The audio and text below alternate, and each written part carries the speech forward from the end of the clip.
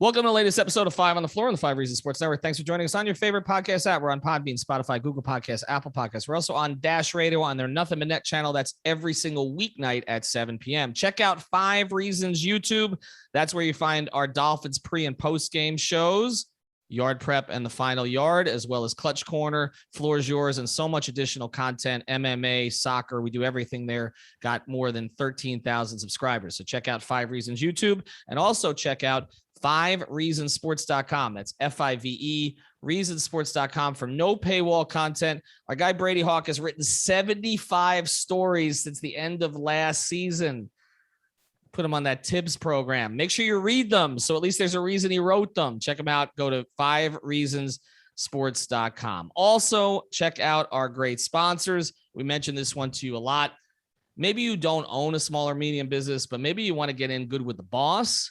Talk to them about CPT of South Florida. They've been providing small and medium businesses with the technology they need for decades. They specialize in cloud hosts and phone systems and managed IT. They've got this great promotion going on right now, 25% off cloud phone service, including free phones in the first 2 months of service free. You just got to mention 5 Reasons. Whether you talk to TJ there or anybody else, TJ's been helping South Florida businesses save thousands per month. He can do the same for you with a cloud phone system. You can work from anywhere on any device. So give him a call at 954-966-2766. That's 954-966-2766, CPT-Florida.com. Again, that's CPT-Florida.com.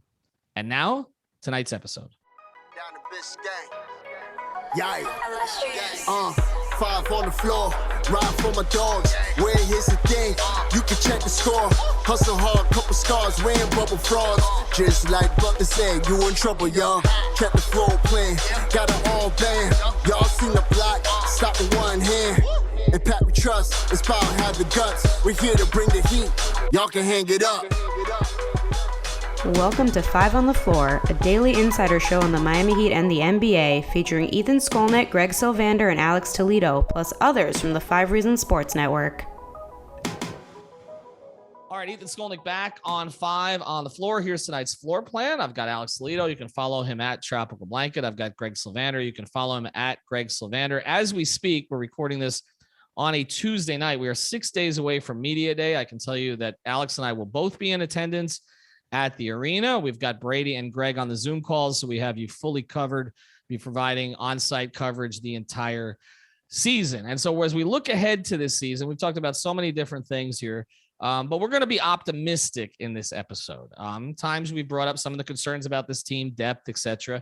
But we're going to look at best case scenarios here, and we're going to look at Heat players and their chances at major awards. And we're going to put it in the context of others who may be in the conversation with them. And then at the very end of this, once we get through 5 categories, each of us is going to pick the one we think has the best opportunity to actually come through. So we're going to try not to give it away too much when we go through the categories. We're going to start here with Bam Adebayo. There are a number of different categories that Bam can be competitive in this year.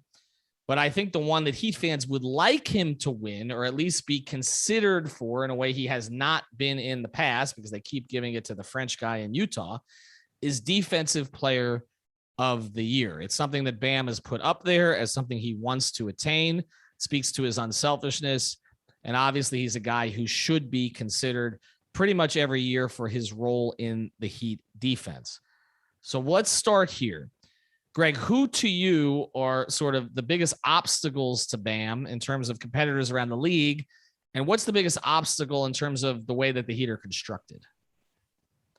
Well, I think the biggest obstacle is we need to make sure that the Heat marketing department is ready tomorrow to start the campaign and start it loud and early. I know, but truthfully, I think the usual suspects will be at the top of the list. Rudy Gobert will be always considered because of the regular season stuff they do and just the way that the metrics always shake out in his favor.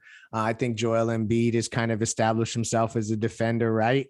There's probably a few other guys that will creep into that conversation that maybe haven't been in it before. But I think he's got a damn good shot. I feel like it'll be attached to team success. A lot of people are picking the Heat to be in that maybe 4 or 5 range. If they all of a sudden ascend to 2 or 3 for a portion of the season, that's going to help Bam. That's going to get eyeballs on Bam. People are going to talk about him. I think a early good start would be really good. So those are kind of the factors there, but he's one of, as we go through these, you talk about a guy who absolutely is in position to be in like with realistic striking distance. It's Bam. Ben Simmons was in the conversation last year, Alex. I'm not sure that'll be the case this year, depending on where he's at. Kawhi Leonard may not play this season. He's someone that's always in the conversation. Giannis is another guy, certainly deserving being in the conversation. When you look at the way that the Heat play defensively, does that help or hurt Bam for this award? I think it definitely helps, just because they're, especially last season, and we've talked about it before, there's going to be, like, we're going to see a lot of the same stuff, but it's probably just not going to be as much of an overhelp defense as it was last season, where guys were constantly cheating off the corners just to kind of help out with the subpar point of attack defense. Another consequence of that was Bam switching out to the perimeter too often. Now that they have so many guys kind of holding down their position, they're going to be able to stick to their man, whether it's in a drop or a switch, at whatever, covers they throw out there. It's going to be solid as hell, right? And I think that's just going to make things easier for Bam, because they're going to still throw out a variety of different coverages like they did last season, but Bam is not going to have to cover as many holes. So I just think he's going to stand out even more, right? Where, like, he's not going to be kind of always covering for somebody else. When it comes to, grabbing a defensive rebound, he's going to be more positioned to box out a guy. He's going to be there at the rim more often than he was last season. And when he's not at the rim, he's going to have PJ Tucker there. When he's guarding a pick and roll, the guard position is going to be guarded by Kyle Lowry. Like, it just makes things easier for him. So I think this is going to be the year where he really gets talked about in that conversation, because if the Heat are just in that top 5 defensive rating from start to finish the whole year, I think he's going to get thrown in those conversations early, because I think people know how good he is, but it's just kind of been up and down. So I wouldn't be surprised if he's right in that conversation the first month of the season. Ethan, Spo always preaches how Bam does all the things that don't show up in the stat sheet and how important he is and just to everything they do. And he's the heartbeat of all of it defensively. And he's gotten almost angry in press conferences when people have talked about that. Do you think that this is actually a circumstance where counting stats and maybe an increased scoring average and increased rebounding average, that kind of stuff will help Bam just because it will further magnify his defensive stuff in a different kind of way? I think one of the stupid things about NBA awards has always been, particularly on the defensive side, and it's not just the NBA, by the way, years and years and years of Derek Jeter being considered for a Gold Glove in baseball when he was not a top 10 defensive shortstop because of all the other stuff that came with him, the offense, the leadership, the winning, right? Like, so he would get mentioned and won, I believe, Gold Gloves. And you're like, wait a second, he's not a great defensive shortstop. In fact, the guy that they acquired, Alex Rodriguez, was actually a better defensive shortstop and ended up getting moved to third. And I feel like that happens in the NBA. I mean, I feel like for years, may he rest in peace, Kobe Bryant was not worthy of being first team or second team all defense, but it was because of everything else about him that he was. I think LeBron at times has been overrated on the defensive end in terms of what he contributes on a possession by possession basis, not what he can contribute when he's playing at a peak level in the playoffs when he cares, but throughout the season. So I do think that what happens with other stats and your profile does put you in a position to get a defensive award, even if you're no better defensively than you were the year before. I think that's part of it. I do think that the Heat being a little bit more high profile this year than last, even though they didn't get as many national television games as I expected, will help him. I do think that him being more active offensively with Kyle Lowry pushing him to be so will help him. But I think the single biggest thing that will help him is that Kyle Lowry won't let his guy blow by him. And so I think that's going to allow Bam to play defensively in a different way. But to your point, he may end up with rebounds. He made more reads, but he may end up with fewer blocks, to be honest, because there may be fewer plays that he's got to clean up at the rim. I'm not sure. So, but also the stuff is going to be funneled to him more often than not. I mean, more often than it was before, because he doesn't have to be out there as much as he was before. Yeah, I mean, there may not need to be as much switching, right? Obviously, and to pick up. So he is going to have to play a little bit differently. I think that, Greg, you hit on it from the very beginning. Okay. If and I don't know if this had anything to do with the contract last year or not, and I don't want to assume that. Okay. But I'm just saying, like, you know, if the Heat push it, it has a better opportunity to succeed. And let's just be honest. They didn't push it till about 3 weeks were left in the season last year.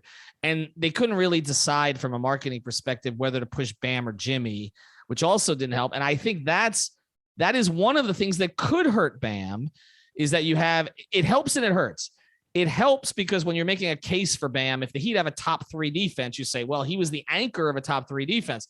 But then there also will be voters with saying, yeah, but a lot of that is Jimmy and a lot of that is Kyle and a lot of that is Spo. And so if you took Bam out, would you still be good defensively? And you start making an argument with yourself. So I think we've argued this one enough, but I'll just say he's going to be in the conversation, but it's up to the Heat to keep him in the conversation in a way that I don't think, frankly, that they did last year. All right, let's get to number 2. We mentioned this guy already. Jimmy Butler. I'm going to give you 2 possible categories for him because these are a little bit different. All NBA, first or second team, which basically means he's one of the top 10 players in the league, but there's a little positional thing that goes on there. And obviously depends, is he a guard? Is he a forward? Is he competing with LeBron? Is he competing, so it gets a little bit complicated. Or top 5 in MVP. So I know I'm allowing for 10 spots on all NBA and top 5 in MVP, because sometimes a top 5 candidate in MVP is a second team player. So I'm just saying, you're putting him basically in the top 10 players in the league, but also the potential of him being top 5 in MVP. So I'll go to you first on this. The chances of him being either of those 2 things, Alex, first or second team all NBA or top 5 in MVP. I kind of like his chances for both. I think this is kind of the wild card when we talk about all these different categories, because this one, obviously, you're talking about 2 different possibilities here.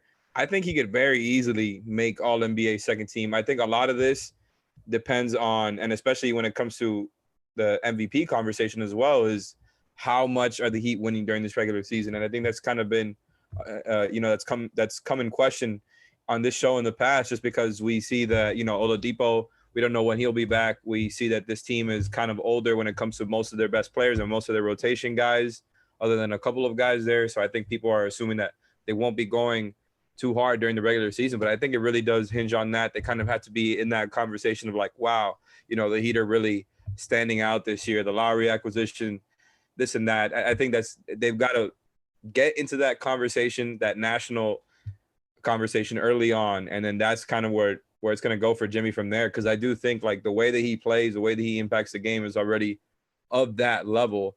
Now, him getting top 5 in MVP seems a little bit unlikely just because there's so many good teams, right? And I think Jimmy, his statistical profile, if the Heat are winning, isn't necessarily going to jump off the charts, right? Like I don't think he's going to be putting up more than 20, 21 a game at most, right? And even that, it seems a little bit high. So I don't think that would happen, but it's not out of the question if they start off really well. But all NBA second team, I think he can definitely get to there. I mean, I went and looked at some age 32 seasons, and I mean, you're talking about great players, right? But like Steph Curry has had a historically great age 32 season. Kobe Bryant had a great season at age 32. Even Dwayne was still doing things at age 32. So, Jimmy's going to be Jimmy there. just had his best regular season. And exactly. So I think with Jimmy in the top 5 in MVP stuff, if he had played more games last year, he may very well have been in the top 5 in MVP, or maybe hovering in that ballpark. He would have been way more in the conversation, I think. But the fact that it was just not even a possibility by the games played, and then obviously as the Heat finished the regular season, it just didn't pan out. But he was playing that type of basketball impact-wise, so I think it's totally viable. But again, I don't necessarily think as we look through all of these options, it's the most likely. Well, I'll say this. I think the Kyle Lowry acquisition affects it, but like we talk about with Bam, it gets affected both ways. I think that some of Jimmy's numbers are going to come down, maybe the assist numbers a little bit now that there's another ball handler there in Lowry. I do think his efficiency could go up because of Kyle getting him the ball in better spots and him being able to play off the ball a little bit more, get to his spots, get down to the paint at times to punish smaller defenders. that I do think some of those efficiency numbers are going to go up, but I also think there are going to be nights that they just give him the night off. I think that there's going to be more of that as the season goes on. And I do think that some of the counting stats will come down. Like I mentioned, the assists, possibly the scoring numbers. I mean, I'm of the belief that Tyler Herro could lead this team in scoring, which we're going to talk about him in a second. So I know it's crazy, but I mean, that is the way that this. By the end of the season, we're going to be laughing at that take, I think. Well, we'll see. I mean, he may be stealing my take. He may be leading a different team in scoring by the end of the season, but I think it's a possibility he could be leading the Heat in scoring. When I look at it, I think, again, it's a both ways thing for Jimmy. I think his reputation has gotten to a certain point that second team All NBA is definitely there. When you start talking about MVP, though, and I don't think anybody 2 years ago was projecting Nikola Jokic as an MVP, but when you're talking about MVP, you are talking about, obviously that guy Durant. Yeah. They'd have to have the best record in the East, Ethan. I would think if they have right? the best record, he's in the conversation. That's it. Well, that's the only way. Because, if you look at if Philadelphia ends up getting reshaped with, behind Embiid, Joel Embiid's probably going to be an MVP candidate, provided that he stays healthy. Steph Curry could be an MVP candidate this year if they can get into the top 4 in the West. So there are Tatum. A lot of guys he's competing with, but also, there are a lot of guys that are on the same team. LeBron and AD are on the same team. They kind of take away votes from each other. The 3 guys, I mean, Durant, to me, is the best player by far of the 3 in Brooklyn, but Harden's won MVPs. So, I mean, there is going to be competition there. I think with Jimmy, it's going to be one of these things again at the end of the year where we're like, people did not give enough credit to what he provided for this team. And I think he'll probably end up being, 3rd team All NBA and probably just out of the top 10 in MVP voting. But we got 3 more of these to get to. We're going to do it here right after the break. Before we do, though, I want to tell you about another great sponsor of the 5 Reasons Sports Network. You got to get your CBD from Therapist Preferred. Go to therapistpreferred.com. This is a CBD company founded in 2019 by a physical therapist to maximize performance and recovery for active people. This is 100% THC free and third-party lab verified. All the products made in the U.S. with cutting-edge technology from organically grown hemp. The most popular products, CBD Sports Cream, the Strawberry Lemonade Gummies, the Green Apple Gummies. You get the tincture also. However you want to do it. They've got so many products there on the website. Make sure that you check it out. Use the code 5 Reasons. That's the number 5 Reasons. 5 Reasons for 25% off your order plus free shipping on all orders. So go to therapistpreferred.com. That's therapistpreferred.com. The number 5 and Reasons. All right, let's get to this one here. I mentioned him, so we'll skip this ahead a little bit. Tyler Herro. In some ways, he has a clearer path to a particular award than these other 2 guys have, which is 6th Man of the Year. This is an award that is typically won by the type of player he is. And we saw last year in Jordan Clarkson, a guy who at times they've tried to make him into a starter over the course of his career. He's never been especially efficient, but they cleared a path for him last year in Utah, and he just scored a bunch, and he changed a bunch of games because he dominated backup guards, essentially. And he did it a lot with Joe Ingles, who also could have been, certainly in that mix, but the 2 of them were together. They're kind of the 6th and 7th man. Whatever we have said about Herro, it seems like this offseason he has taken to heart some of the criticism, even if he blows it off with social media comments or whatever, but in terms of getting his body in the kind of shape that the Heat wanted him to get in, putting in that kind of work and all the rest of it. And not only that, but we've talked about this many times. They've defined his role this time. Not going to be like last year with starting lineup and then yanked out. He's going to be the 6th man. They cleared out Kendrick Nunn. We can argue about the merits of that, but one of the reasons was they wanted to give Tyler a path. And starting the season without Victor Oladipo, he is the only proven bench perimeter player. Okay. I mean, we'll see what Max Strus is. We'll see what Gabe Vincent is. He's the only proven one. I think he's got a pretty good chance. I saw some of the numbers, Greg, and I was like, man, 25-1.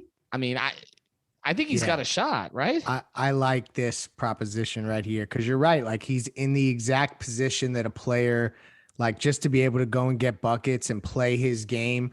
If the Heat are winning, And if he is particularly electric in fourth quarters, there was something about when he was doing that stuff in his rookie year that it creates a buzz around the league that transcends just like some of maybe the stuff that you pick apart when that stuff isn't happening. So I hope he gets back to that. He looks committed physically, and that's huge, like to see him. So like this is the one where I think he has a perfect path to it.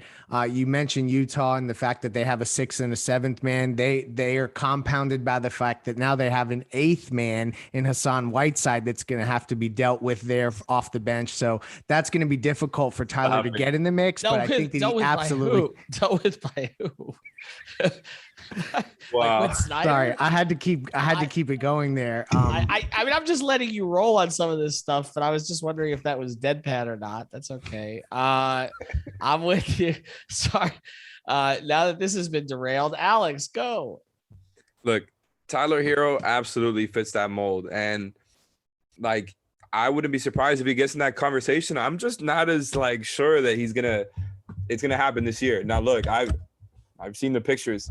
I've seen the videos. Tyler, he's looking bigger, man. And he talked about it at the camp appearance that he had a couple months ago in the summer. I went to that, and he was talking about how he already added like 5 pounds of muscle. And now somebody else said, I forgot who it was. I feel bad that I can't credit them right now, that he had added upwards of 10 pounds already since the end of the summer. So yeah, Tyler getting bigger and all that, that's great. I love it. That's what we wanted, him getting stronger so he doesn't get beat off his spot on defense as much. You know, he can get a little to the rim a little bit easier, play through contact a little bit more than we've seen him. So I'm expecting a big year for Tyler, but for him to do that, to win 6th man of the year would have to be the scenario that Ethan's talking about, where he's damn near leading the team in scoring or just kind of hovering right there. But Goran Dragic was 2 years ago, and Goran didn't finish in the top 3. We thought he should have. He finished 6th. Okay. But Goran was like, to be fair to Tyler, who I'm still pretty high on, Goran was just so much further, like in his career. I agree, like, but here's the thing about here's the thing about 6th man and why it fits Tyler so well, and why I do think there's an opportunity. The 6th man of the year award does not care about your weaknesses. It just doesn't. It's never been about that. Okay. It's about, can the you win-loss record, this one thing? No, it's one thing. Can you come off the bench and score? That's it. If you look historically, the 6th man of the year award, there are a few exceptions. Iguodala might have won it once, right? I think, or something like that. I mean, he called his book the 6th man. It's usually the top scorers. You're right. It is usually the top scorer. It is usually a guy who just goes off, gets you buckets. He could shoot 42%, 42. What did Clarkson shoot last year? Probably 42%. Lou Williams, historically. Okay. Lou Williams to me embodies Jamal Crawford, Lou Williams. That is the type of player that wins the 6th man of the year award generally. And what has been one of the Tyler Herro comps, Lou Williams. Okay. I just feel like they're taking stuff off his plate. He's going to come off the bench. There's going to be, like, I think Greg hit on this too. There's going to be a buzz of energy when he comes in the game, especially if they get off to a slow start. Okay. And they're playing a defensive. Yeah, well, let's say they're playing a defensive slog, okay, or something like that. And Tyler is introduced and takes off the warm-up, and the fans get into it because they know this guy's going to come off looking to score. And also, and they joked about it, when Duncan Robinson had Strus on his pod, and they were talking, and Duncan was talking about, Strus was saying, well, I knew you were going to get 2 fouls early in the game, but the reality is Duncan's going to get 2 fouls in a lot of games. And it's probably not going to be Strus that comes off for him first. It's probably going to be Tyler. Max will come off after. And so it's great. Can I ask you a question? He's in the perfect spot. Well, yes. I agree that he does fit the mold. How much does he have to score per game, more or less? 18. Conversation. 18. Okay. And the other question, how much do the Heat have to win in the regular season for him to really to win the award? 50 plus. Okay. So if he's scoring 18 and winning, if he's scoring 18 and winning 50, what did Clarkson average? 17 or 18? And they won the equivalent of more than 50 games because it was the one shot 43%, by the way. So you're spot on. Yeah, I mean, I know what these guys shoot. That's what they come off and shoot, 42, 43%. It's not about efficiency. It's about volume. It's about changing the course of the game. They're shooting more. That's the other thing, by the way, with Clarkson. If you want to talk about Clarkson as like the model, since he was such a recent winner, he gets up a lot of threes. He just got up. I'm looking at his basketball reference right now. He's putting up Duncan Robinson volume from 3. He took almost 9 threes a game. Herro's going to have that green light. Right. He will. Well, that's the thing. We haven't seen that. So I think that's kind of a huge factor. You're going to see that. You're going to see that. A lot more threes than everything else. I think that's a question for sure. He's coming off the bench and being told to score. Like they're taking their and this is the other thing. A little more inside, I think, than Clarkson does. But Clarkson's just free, happy to shoot from three the whole game. Here's the other part of it, and I will move on to the fourth one here. But the other part of this is too, it benefits the Heat for him to excel, not just for them, but as a potential chip. They are going to free him up. Okay, and I don't know. I think if you don't think he's part of your future, it's a lot easier to trade a sixth man of the year. Okay, who's going to be 22 years old. Okay, if that piece like a Beal or a Lillard, becomes available and you want to make a run, I think he's in the perfect position. I just think he's in the perfect position now that he's survived the offseason. All right, let's get to number 4. I don't know who posted this, but some major outlet projected Erik Spoelstra to be coach of the year. And I almost don't. It might have been. I don't even want to acknowledge it because we know he never gets considered. He was second once, I think. He didn't want the award. I think George Karl got it that year, and George Karl was fired. And of course, Spo knew all the stats that everybody who gets the award gets fired the next season. I find it hard for him to win this.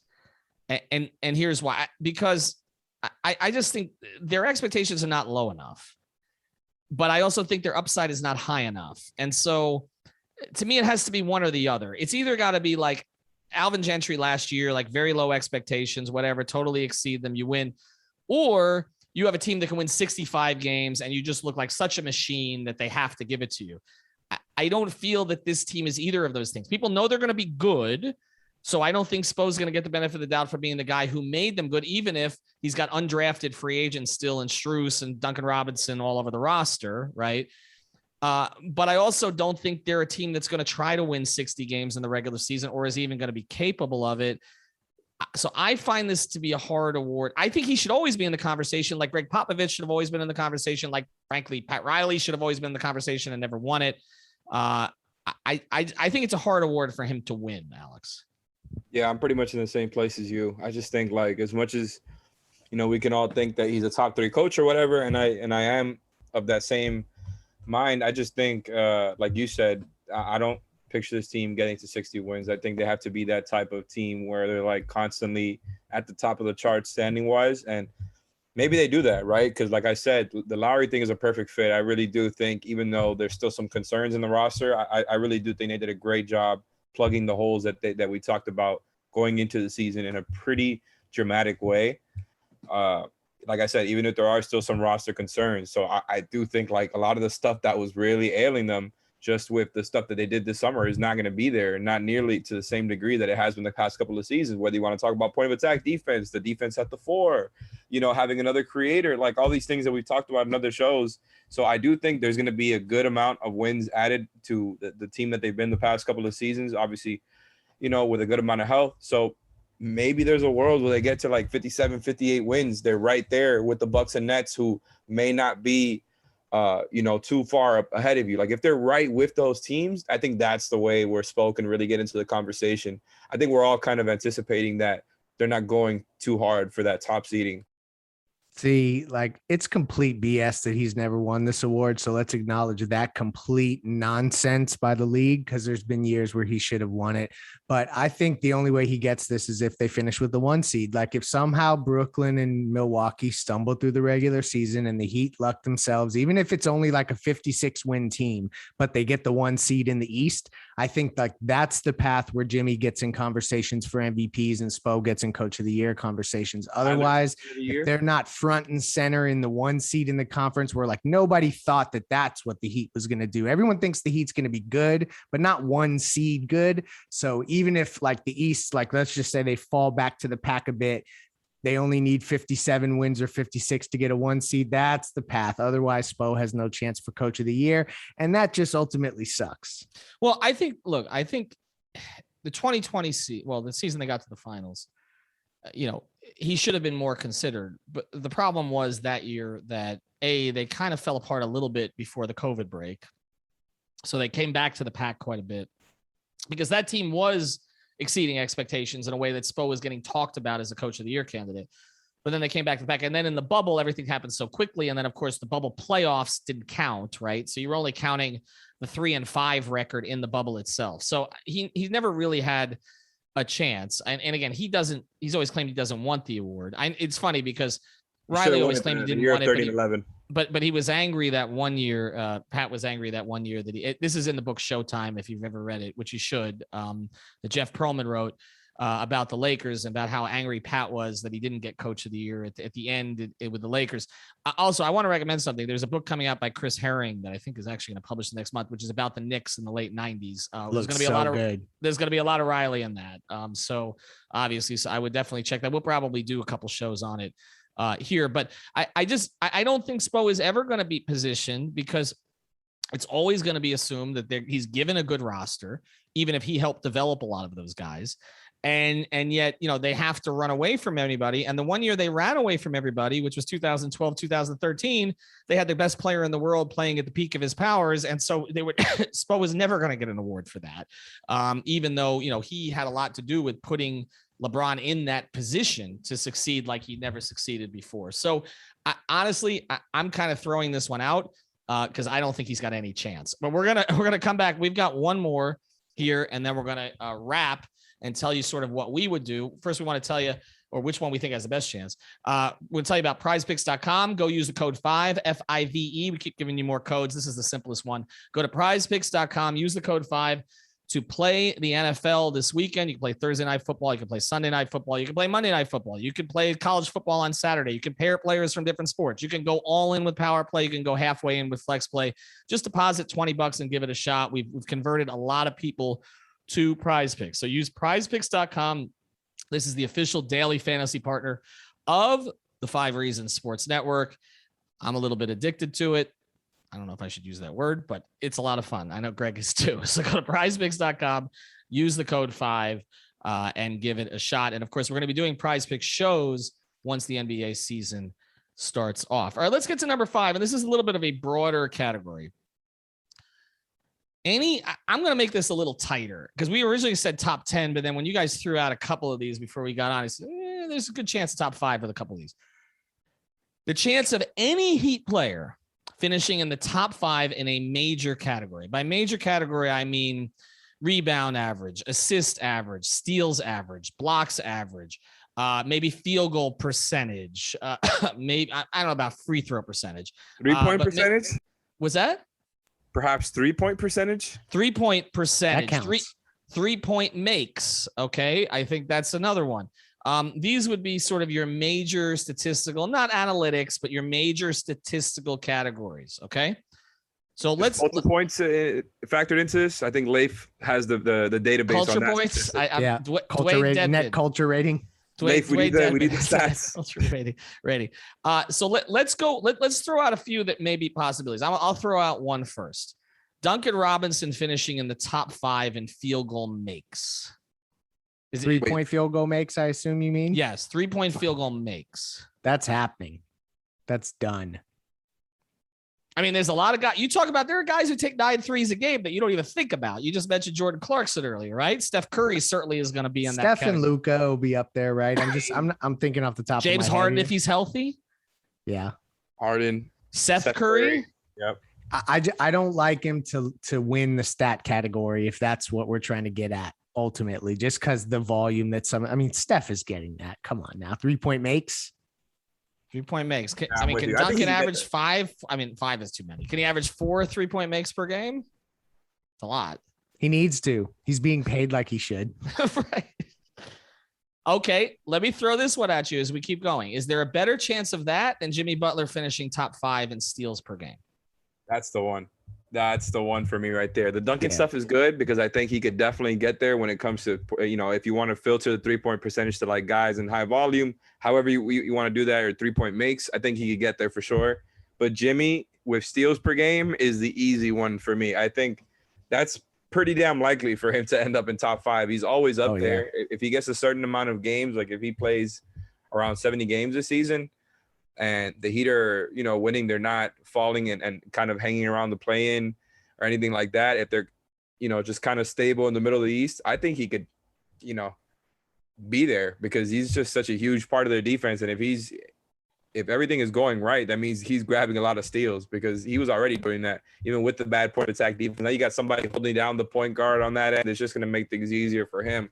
So I don't know. I think that's the easy bet when it comes to this one. Bam, is there any chance Bam finishes top 5 in rebounds? No, right? No, it's not happening. But I do know the one that the most likely winner of a stat category for anyone, and this is a super culture. I'm Dwayne leaning into Dedmon the field goal culture hard percentage. here. Is Kyle Lowry charges drawn? He will lead the league in charges drawn. You heard it here first on 5 on the floor. Is Dwayne Dedmon getting enough attempts to lead the league in field goal percentage? He could. I mean, he might shoot 70%, right? Has Kyle ever done 50, 40, 90? No. Kyle hasn't come close to the 50 part. Yeah, I don't know about that, but he's hit the 40 part. I believe he's hit the 90 part. See how much I've talked myself into Kyle Lowry. I'm thinking he's a 50, 40, 90 guy now. No, he's not. He's a 40. He's a 44, 44, 38 guy. I have one more. Yes. That we didn't talk about for this category. Free throw attempts per game. Like I know. Ooh, I Jimmy? like that. Jimmy all day. They're not going to be able to post Jimmy. They can't double him. That's a fair point. That's I think he's top 5. I would agree with that. I think in that one, he's not going to beat Harden, but I think, or Luka probably, but I think he could get to top 5 in that one for sure. The other one that I was, the one, they're not going to have anybody top 5 in assists per game because I do think they're going to split the assists between 3 or 4 different. You're going to have like guys. 3 dudes averaging 5 or 6 assists. Do they even have anybody in the top 20 in scoring? I would say no. If anybody, it's going to be Bam Adebayo. See, I think I still think it might be Jimmy. I mean, Jimmy is the easy bet, but I feel like if someone's going to take the leap, it's Bam, right? Like that's what you hope for, right? 21 a game. Does that get him up in the top 20? Well, we'll have to look and see what it was last year. I think just thinking in the Tyler thing again. What? If Tyler is averaging that much, that's incredible. Like I hope I'm wrong. I hope. Let me tell you, if they have the guts to trade him, if he's averaging 21 a game off the bench, then boy, Riley will truly be the guts. I don't think anybody Godfather. on the team. I don't think anybody on the team averages 20. That's a bold statement. I don't think anybody on the team averages 20. I think they're going to play at a pace that is not going to facilitate that. First thing, and second, I do think the scoring is going to be spread between basically 4 or 5 guys. Okay, Duncan being one of them. I think Duncan's going to get up over 15 this year. I think Tyler's in somewhere. I'm joking, but you're going to get Depot back, and he's somewhere in the teens. A certain amount. Oladipo. I think Lowry maybe sort of low to mid teens. And I think they could have 5 guys score in the teens. I don't necessarily think that any of them are going to. I think that's guaranteed. 20. I think that's pretty much guaranteed that Tyler and Duncan are going to be there. Like they're going to be at teens above 13 or 14. And Kyle too. Game. Right. So I don't necessarily think. All right. Before we go and make our decisions here, and I want to tell you about Manscaped before I do that, before we make our decisions here, is there any other player that could slip in there in terms of being top 5 in anything? Well, Riley and Andy for executive of the year. They won't get it. They got Lowry and Depot and kept Duncan Foreman's and Herro. Don't forget it, Heat fans. Gar Foreman is going to win it from his couch. Okay? Oh, no, not again. Not again. Gar Foreman winning it. Is he making? No, he's not making the decision. They got a new guy there now. Oh, yeah, that's right. While Gar Foreman is on his couch, make sure he's properly groomed. Send him Manscaped. Go to manscaped.com. Use the code 5RSN. That's code 5RSN. Again, not only the razors, but you can also get the cologne and everything else there. This is where you go make yourself look nice. Okay. Go to manscaped.com. 5RSN is the code, 20% off. Again, it's not just the razors. They've got the cologne. They've got deodorant. They've got everything there. So go to manscaped.com. Use the code 5RSN. I am legally obligated to say this, whether or not I'm talking about Gar Foreman, your balls, and your body. Well, thank you.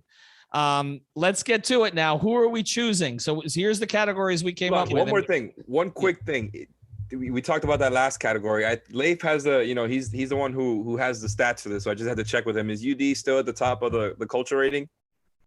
Yes, currently he's still leading the league in all active players. Okay, I just wanted to put that there. Pace adjusted. Pace adjusted. Of course. Well, I mean, 3 minutes. I mean, that was culture off the charts. So there's no question about that. Hell I mean, yeah. literally, UD is going to lead the league in field goal percentage. He did last year. They need to play him. We're going to start that campaign too. As we've said before, there are others in the organization who agree with that as well. We'll see if they're listened to this time. UD? Not just UD. There are others who think that Spo should be playing him, at least at the end of quarters or blowout, something. Just, use his minutes. Here we go. These are the categories we debated here. Bam, Defensive Player of the Year. Jimmy, top 5 in MVP or first or second team All NBA. Herro, 6th man. Spo, Coach of the Year. Anybody else in the top 5 in a major category? Okay, I'm clocking everybody. I'm going to give you guys 30 seconds. Okay, Greg, give me who you like. I like Tyler Herro for 6th man of the year because that is the best case scenario for this Miami Heat team. Alex. Wow. You really got me with that. I was not expecting that. And I was thinking about the ranking, if I had to rank him, and I know that's not what we're doing at all, so pardon me for that. But Tyler will be last. The Tyler winning 6th man of the year will be my least likely. I think Spo is more likely to win Coach of the Year before Tyler wins. Wow, you've mentally moved on from Herro, haven't you? No, I think he can Let's average acknowledge 17. This. He can average 17 points a game, but they would have to win so much that I think them winning so many games is more conductive to Spo winning Coach of the Year than Tyler getting the 6th man award. Just because I feel like he doesn't have that profile. Maybe I'm wrong, but my number one here, I've been going back and forth as we've been doing this. I've been going back and forth between Bam Defensive Player of the Year and the stat category thing, where I just think Jimmy with steals per game is such an easy bet that I might just have to go with that one. I was thinking the whole time that I was going to do DPOY, Bam DPOY, just because I think they're going to be such a damn good defense the whole year. And I think Bam is going to really be in that conversation for most of the season. But now the more we've done this, I feel better that Jimmy is going to be in one of those, top 5 in steals per game. And if not Jimmy, Duncan Robinson, like we said, with 3-point stuff, Jimmy with the free throws, UD with the culture rating, this just feels so much more guaranteed. I'm torn on this one. I do think the most likely is probably Jimmy being top 5 in steals of all these things we're talking about. And so I am inclined to go with Jimmy being first or second team All NBA. So that is where I'm going to go. I think he probably sneaks into second team All NBA. With that said, my next one would be Tyler Herro as 6th man of the year. I just think it's set up for him, and I think they want it to happen. And I'll say this. I know you do. I don't think Bam is gonna get the respect for it. I just think that these voters are so trained to for a particular type of defensive player, whether it's it's gonna be Draymond again, shot right? blocking big. It's one or the other. Okay. And we're gonna seek them out and destroy them. Well, I just think that's the way it is. And I think Spo has no chance of Coach of the Year, and it's not a reflection on him. I just don't see that one happening. All right. If you agree, if you disagree, let us know. Therapist preferred, code 5 reasons. That's number 5. Manscaped.com. The code is 5RSN. PrizePicks.com. The code is 5FIVE, right? I already got 3 of them right there. CPT-Florida. There's no code. Just tell TJ we sent you. Have a good night. Thank you for listening to the 5 on the Floor on the 5 Regional Sports Network.